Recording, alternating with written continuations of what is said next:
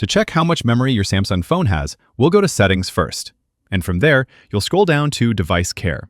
Device Care shows sort of an overview of your phone and its current status, and one of those sections are dedicated to Memory.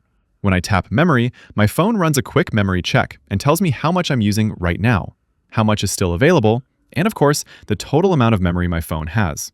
There's a breakdown of what's currently taking up memory, and I can even clear the memory here if I want to reset everything.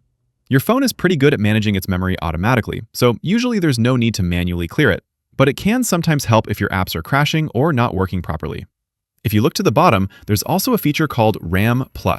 This basically allows you to expand your memory by adding virtual memory from your storage. I have a separate video that talks more about RAM+, and if you're interested, I'll link it in the description. And that's how to check the memory on your Samsung phone. Click that like button if this helped, and subscribe for more easy guides like this.